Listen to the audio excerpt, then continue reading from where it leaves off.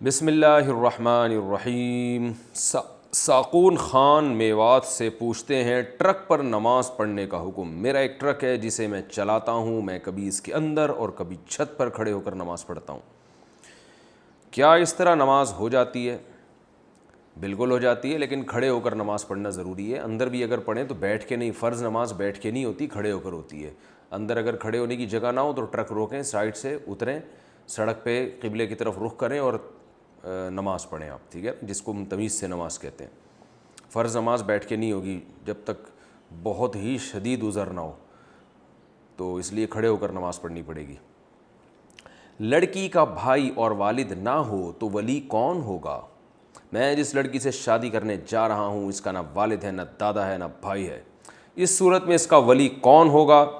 نیز سنت کے مطابق کس طرح سے شادی کی جائے گی؟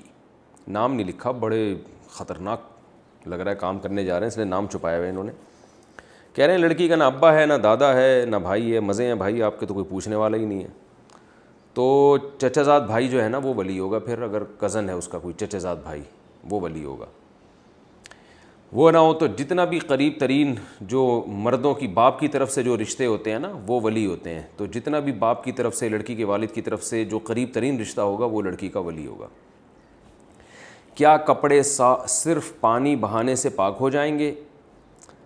مسز کلیم کراچی سے، آپ کہتے ہیں کہ کپڑوں پر اوپر سے پانی بہایا جائے اور دوسری طرف سے نکل جائے تو کپڑے پاک ہو جاتے ہیں، جبکہ بعض دوسرے حضرات سے سنا کہ اس میں کپڑوں کو نچوڑنا بھی ضروری ہے، تو اس میں صحیح بات کیا ہے؟ دیکھیں یہ جو ہم کہتے ہیں نا بالٹی بھر جائے اور پانی بہنا شروع ہو جائے تو کپڑے پاک ہو جائیں گے، یہ اس صورت میں ہے کہ پہلے کپڑے میں جو گندگی لگی ہوئی ہے اس کو دھو کے صاف کر لیا جائے، اور پھر جو 3 دفعہ پانی بہانے کا پروسیس ہے وہ اس طرح سے اگر پانی بہا دیا جائے تو پھر اس پروسیس کی ضرورت نہیں رہتی۔ یہ مطلب نہیں ہے کہ کپڑے پہ کوئی گندگی کا نشان لگا ہوا ہے اور آپ نے صرف ٹب میں پانی ڈالا اور بہا دیا تو کپڑے پاک ہو جائیں گے، ایسا نہیں ہے۔ کہیں جیسے خون کا دھبا لگا ہوا ہے یا کوئی ایسی گندگی لگی ہوئی ہے تو اس کو پہلے دھونا ضروری ہے، تو صرف پانی بہا دینا اتنا کافی نہیں ہے۔ گندگی کا نشان استطاعت کی حد تک اس کو رگڑ کے دور کرنا یہ پہلے ضروری ہے۔ ہاں آپ نے اچھی طرح رگڑ لیا پھر بھی دور نہیں ہو رہی، وہ پھر وہ معاف ہے۔ یہ تو آخر میں کہا جاتا ہے کہ آپ جو ہے نا، کیونکہ بعض دفعہ اس طرح سے کپڑے دھلتے ہیں کہ 3 دفعہ پانی بہایا نہیں جاتا اس میں، تو اس لیے کہا جاتا ہے کہ جب سب کپڑے دھل جائیں تو آخر میں ایک دفعہ ٹب میں رکھ کے پانی بہا دیں تاکہ شک و شبہ ختم ہو جائے، کیونکہ پانی جب بہے گا، ایک دفعہ یہاں سے پانی آ رہا ہے اور ادھر سے نکل رہا ہے تو بہتا ہوا پانی پاک ہوتا ہے، تو وہ پھر الگ سے 3 دفعہ دھونے کی ضرورت نہیں ہوگی، تو وہ جو پہلے پروسیس میں کمی بیشی ہوئی ہے اس کی تلافی اس عمل سے ہو جائے گی۔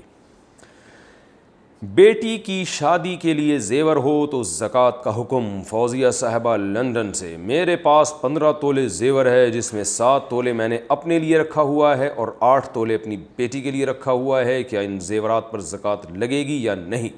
لگے گی جناب، اس لیے کہ سارا آپ کا ہے، آپ نے بیٹی کے لیے رکھا ہے لیکن بیٹی کو ہینڈ اوور تو نہیں کیا نا، اس کے حوالے تو نہیں کیا، تو اس لیے وہ آپ ہی کا زیور کہلائے گا، اس پہ زکوٰۃ واجب ہوگی۔ البتہ اگر بچی نابالغ ہے اور آپ نے یہ نیت کر لی کہ یہ بیٹی کا ہے تو پھر وہ بیٹی مالک بن گئی، پھر ہینڈ اوور کرنا ضروری نہیں ہے، لیکن پھر اس کو خرچ نہیں کر سکتے، اس کو استعمال نہیں کر سکتے جب تک بیٹی بالغ نہیں ہوگی، وہ اس میں کوئی تصرف جائز نہیں ہے، تو پھر وہ نابالغ بچی کا ہے، ایسی کنڈیشن میں پھر اس پر زکوٰۃ فرض نہیں ہے، لیکن اگر بالغ بچی کا ہے تو پھر اس کو ہینڈ اوور کرنا ضروری ہے اور پھر بچی پر زکوٰۃ واجب ہو جائے گی۔ تو اس لیے یہ پوری تفصیل سامنے رکھی ہے آپ کے، اس میں آپ دیکھ لیں کہ کیا صورتحال ہے۔ غصے میں طلاق کے الفاظ۔ میاں بیوی کے درمیان اگر لڑائی ہوئی اور شوہر غصے میں یہ جملہ بول دے کہ اگر تم نے آگے کوئی بات بولی تو میں طلاق دے دوں گا، اور بیوی بھی ساتھ ساتھ بول ہی رہی تھی تو کیا حکم ہوگا؟ اور اگر شوہر نے یہ بولا کہ اگر تم کچھ بولی تو طلاق ہو جائے تو کیا حکم ہوگا؟ ام ابیہا کراچی سے، دیکھیے اگر شوہر نے یہ بولا کہ اگر تم آگے سے کچھ بولی تو میں طلاق دے دوں گا، اس کے بعد بیوی حسب دستور بولتی ہی رہیں، جو کہ بہت ہی کم بیویاں اس طرح کی پائی جاتی ہیں معاشرے میں کہ شوہر کو غصہ ہو تو وہ چپ ہو جائیں، اور خاص طور پہ طلاق کی دھمکی وہ دے رہا ہے، وہ غلط کر رہا ہے لیکن آپ بلا وجہ بولے چلی جا رہی ہیں، تو چپ ہونا بھی سیکھنا چاہیے گھروں کو بچانے کے لیے۔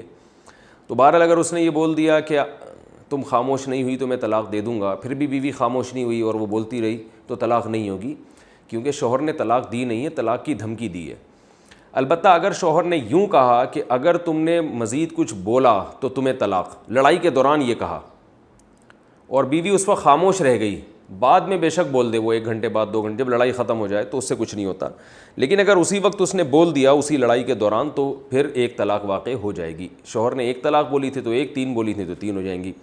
لیکن یہ جو الفاظ ہیں کہ اگر تم کچھ بولی تو طلاق ہو جائے، تو یہ جو ہے نا مبہم الفاظ ہیں. اس میں شوہر سے پوچھا جائے گا کیا نیت ہے، یعنی طلاق ہو جائے، یعنی میری یہ خواہش ہے کہ ہو جائے، تو اس سے طلاق واقع نہیں ہوگی.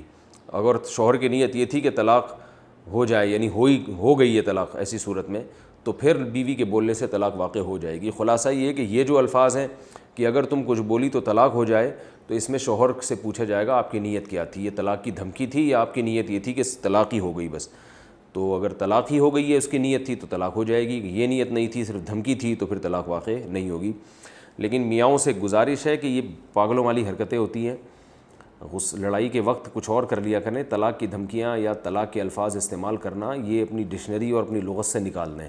یہ جبھی دینی چاہیے، یا اس کی دھمکی جبھی دینی چاہیے جب آپ واقعی سیریس ہوں، اور خاندان کو بٹھا کے اور تمیز سے، جو شریف لوگوں کا طریقہ ہے علیحدگی کا، اس طریقے سے ڈیورس دینی چاہیے. اور یہ جو ہمارے معاشرے میں بات بات پہ دھمکیاں اور بات بات پہ پھر اگر یوں کر لیا تو طلاق، یوں کر لیا تو طلاق، یہ انسان کے احمق اور پاگل ہونے کی بلکہ گدھے ہونے کی دلیل ہے، معذرت کے ساتھ.